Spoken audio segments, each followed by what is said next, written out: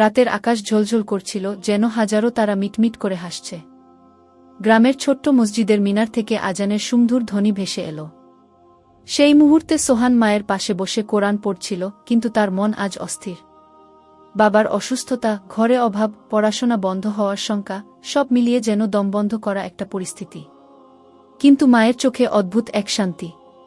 তিনি ছেলের মাথায় হাত রেখে বললেন, বাবা, আল্লাহ কখনো কাউকে নিরাশ করেন না।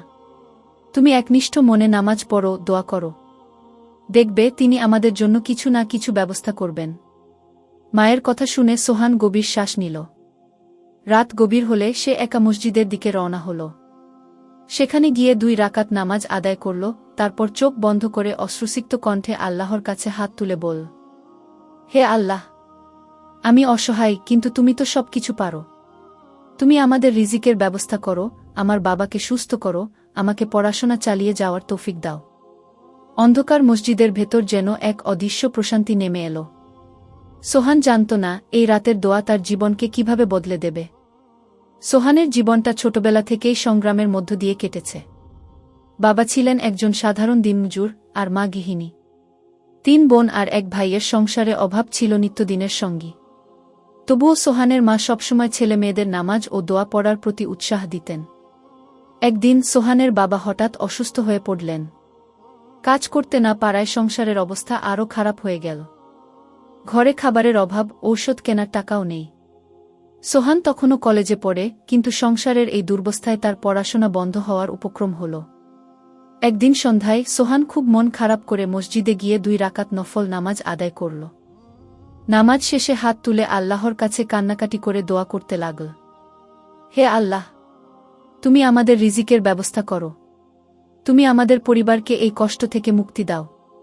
বাবা যেন সুস্থ হয়ে যায়, আমি যেন পড়াশোনা চালিয়ে যেতে পারি।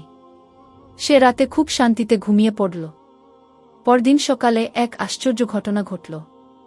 সোহানের বাবা হঠাৎ করে অনেকটাই সুস্থ অনুভব করতে লাগলেন। চিকিৎসকের কাছে গেলে তিনি বললেন, আপনার অবস্থার উন্নতি হচ্ছে, ইনশাআল্লাহ দ্রুত সুস্থ হয়ে যাবেন। এরপর কয়েকদিনের মধ্যেই আরেকটি বিস্ময়কর ঘটনা ঘটে। তাদের গ্রামের এক দানশীল ব্যক্তি জানতে পারেন যে সোহানের পরিবার খুব কষ্টে আছে।